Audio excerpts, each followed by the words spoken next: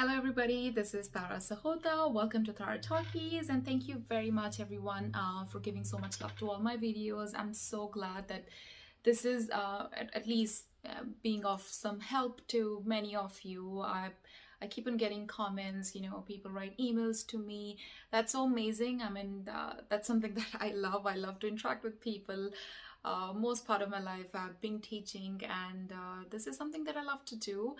And yes, I'm here to support you all with another video of Celban speaking. Now, today's video is going to focus on another role play scenario. So there are three role plays, as you all know. One is where they ask you to do the assessment. Another is where they ask you to, give instructions. That's like discharging a patient. You already have seen my videos on both the topics. You also have seen my videos based on, general tips on how you can do better, score better in speaking. But of course, this one portion of the speaking was untouched. There's a small role play that they will play with you. That's nurse to nurse interaction. That means one of the proctors or examiner would become a nurse. Maybe, they would come to you and present to you a problem, and they want you to give them a solution. So the scenario would go like, another nurse would say like, hey, I'm pretty new to this area. I've never been, taken care of any patients with surgeries, and this is like very first month I'm working here, and I really don't know how I can excel in my job. What are the things that I should be careful of? As you have been working here for almost 2 years, would you please give me some tips to deal with it? So maybe they could give you some vague situation like that where you actually have to give them some tips, something out of your experience that how the other nurse would be able to do better. Some scenarios could be like, I have a patient and he's not ready to get discharged, though his doctor has already written a discharge for him, but he's not ready to go. He's not cooperative. I don't know how to deal with such a patient. So that those kind of situations would come, and you would have to give a solution to the examiner. So examiner is going to throw you a problem related to nursing, related to patient care, related to patients' questions, related to maybe patient is not able to cooperate with you, another nurse is not cooperating with you. So administrative, nursing care related, management related. So any sort of questions they want to know, like how will you deal with such a critical situation if such situation is given to you.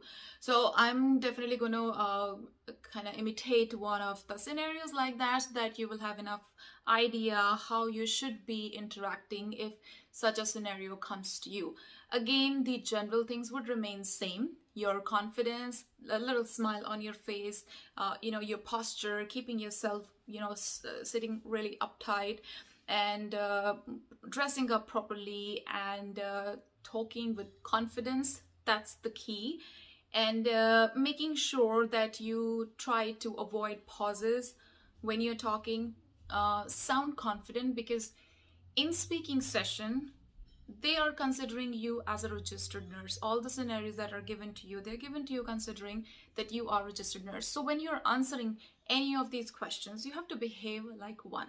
So, I mean, you are in authoritative position in all these three scenarios. So you are giving instructions, you are asking questions, and you're giving tips. So you are on a higher position in all these three scenarios. So try to get hold of the conversation. Do not let the examiner, proctor, patient, or any of the roles that the examiner are playing take the lead in any of the conversations. Remember that you should be taking lead in all the three scenarios. That's the key, actually, to win over these scenarios. Stay confident. It's all your nursing experience, nursing education, whatever you have learned throughout these years of your nursing education. If you have worked in a hospital, try to put everything, revolve everything around in your head. Every single thing that you have done in your nursing career is going to help you. It's nothing out of the blue. It's nothing surprising going to come and hit you. It's all what you have already done. This is all what you already know. So I would say, please practice these things. Practice more and more. Use mirror to practice. Use a friend to practice it with. Use a husband. Use your wife to practice it with. that is only and only going to help you. All right, so I'm gonna show you how that nurse to nurse interaction will go on. All right. Hello, everybody. So I have Narpinder here with me. In this scenario, she will be acting as a nurse who has newly joined the facility and she has some trouble dealing with her patient. And I am the examinee who's, writing the exam, and she's going to come and ask me some help to help her with the situation. So, here we're going to start the scenario now. Hi, Tara. How are you? Yes, I'm good. How are you? Not so bad. So I'm gonna start already. So first thing I want to talk about, like, I have a patient and he's ready to be discharged, and doctor has ordered the discharge, and he has given me discharge prescriptions, discharge summary, and everything's ready. But the problem I have is my patient is not wanting to be discharged. He's not like compliant with my ways of telling him how he's ready to be discharged, because he's not agreeing to it. So my concern is like how I'm gonna convince my patient, because doctor has already signed the discharge and doctor feels he doesn't need to be here anymore. Okay. First of all, thank you so much, Narpinder, for coming, reaching out to me and asking this question. Many a times, we have difficult patients. I totally understand. Like, I've been working here for the past 2 years, and I've gone through such situations as well. Every patient is different. So first of all, I mean, you're saying that your patient is not ready to get discharged. Is he physically okay? His current situation, because doctor's already given him green signals. So definitely, we don't need to, put him in the hospital any longer. But have you tried asking him what is the reason that is stopping him? Well, yes, I kind of tried, but he is not even like ready to tell me. He's like, I'm telling you, I don't want to go home. That means I don't want to go home. Okay. So many times, Rupinder, anger and refusal, they have some, big things at the back screen. That's what we want to know. Being a nurse, we really have to ask open-ended questions, try to give space and time to patients so that they can actually express themselves. Is there any family member of the patient on the file? Try to contact them, because maybe if they are not able to talk to us, they might be able to talk to their family member. Also ask if when he's going home, does he live alone? Is there anybody coming to pick him?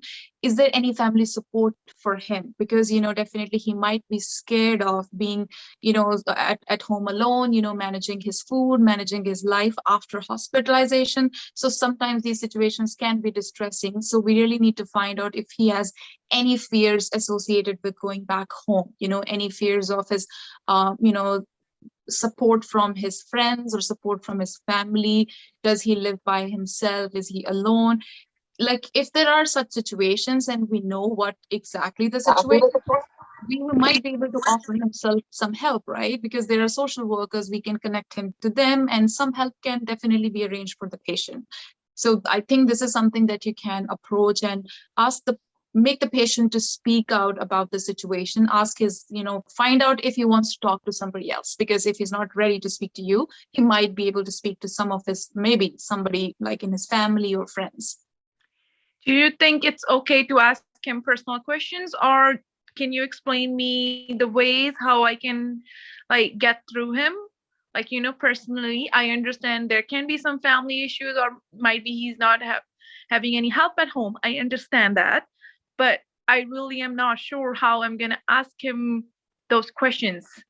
I cannot ask him directly. I am not so comfortable asking. Can you tell me some ways how you can make it easy for me?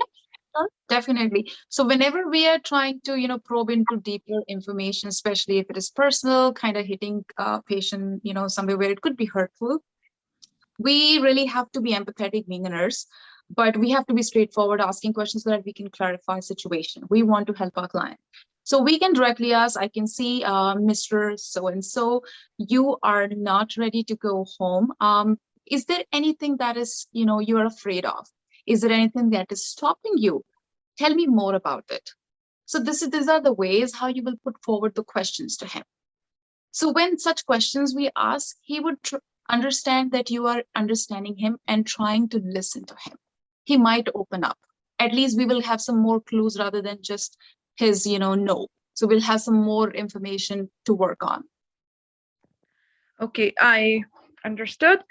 Next, my question is, for example, he tells me like right now he does not have much family support, and once he goes home, he will need some help because he has had surgery, so he will need some help at home. So what kind of help I can provide him? Is there any because I'm just new, I don't know what supports we have, um like in what services can we provide him?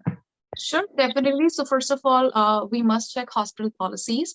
We work with social workers, which will help to connect and build a rehabilitation setup for the patient. So that is one thing that you can do because they'll be able to arrange rehabilitation for the client at home. Because sometimes if client is going with some limitations, physical limitations, there would be some changes to be made. When client is going to be at home, maybe some stairs need to be installed there, or some supports when he's climbing stair at home need to be installed there. So all of these things have to be in place before the patient is getting discharged. So if patient does not know about these things, you must explain all the situations. So if these are the things which are stopping him, we might be able to solve problems for the patient. And of course, we will have to go by our facility policies, whatever policies we have, whatever setup we have in place. We'll have to go by that. All right, that was very helpful. um so I think that was kind of all, because my only concern was getting through my patient because he was not agreeing. Now I'm gonna see what can I do for him. Well, thank you very much. That was all about this scenario. Thank you. No problem. Thank you so much. And also, even for future, if you would have any question, feel free to come ask me or any of your seniors or people working with you, because we work with patients, we work with lives, right? It's always important that we must make sure we need not to know everything all the time, right? If we are doubtful, we must ask somebody, a senior or a fellow person. So thank you very much, Narpinder, for coming and helping us out and understanding this scenario. So I will let you go here. Thank you so much. Bye-bye. Okay, so you have just seen the scenario. The few things that you might have noticed is that when she asked me question, I appreciated that. I welcomed her that she has come with a question. I encouraged her that it's a good thing that if she has some doubts and she's coming to me for a question, I created a positive environment. I appreciated her question that she has any doubt, and I'm available to help her out. And then I listened to her question. I presented some answers to it based on my knowledge, based on like if any of the hospital policy is supporting that particular scenario. So I was able to answer it accordingly. And then also you know, finished it up by also encouraging her again that even if in future you would have any questions, definitely feel free to, come and discuss with me or anybody else. So, you must show a good behavior of rapport building with your colleagues as well. So as in other two scenarios, I explained you that you must introduce yourself to patient and be kind of like open up, break the ice, talk to the patients, and try to create an environment so that patient feel free to talk to you. Similarly, when you're talking to your colleague, also you don't need to feel them that you're somebody not ready to talk to them, or there is a kind of a lot of gap between you two, but try to make things warm and comfortable for the other person to open up. So be friendly, of course a gentle smile on your face and encouraging the person and giving information what you have. And if you don't know anything, tell them that I will get back to you more on this question. So even if you don't know something, maybe examiner has asked you something and you had no idea what does that mean, or you don't know what to say about it, then what you can do is, so hey, Miss so and so, what I can do is, because I have never dealt this particular thing that you're asking me, I'm going to get back to you on this probably tomorrow, because like my friend has been working with such patients for a long time. I'm going to definitely connect with her, or I'll speak to the manager for you, and we'll have some more information. So anyways, you just have to kind of bring up some solution. If you cannot give the solution, arrange the solution for the person. That's what our job is. Any job you do, not even just a nurse, but any work you do, our bosses expect us to present solution, or any of our job requires, especially nursing. Being a nurse, you have to be resourceful, you have to be knowledgeable. If you cannot do that, ask or see who can do that for you. If you don't know that, from where you can get that information. So you have to be resourceful. What are the sources from where you can get that information? Your seniors, your fellow colleagues, or files of the patients, maybe some books, or maybe some sites, websites where you can look for that information. Some book material, hospital policies, anything. There are a number of things that you can talk here. All right, so I hope that this was helpful for all of you.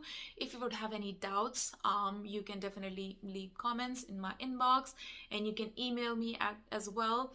And also, I'm thinking of starting live, discussions. Let me know if you guys really want me to come live and you have any questions you want to ask me. We can work like that, and if no, I'll continue making more videos for all of you. All the best for all of you who are preparing for this, Celban. Please try to understand one thing: more and more material is not going to help you, but practicing the material is actually going to help you. So make sure that you are practicing every day. You are mirroring it, you're practicing it with your friends, like something, but keep on doing something. Give exercise to your ear, give exercise to your mouth, and listen to more people, conversations. Go to drive-throughs and have some conversations with native people, or watch some CDs, read things aloud. These things are really, really going to help you out. All the very, very best. So I'm gonna be done for this video right now.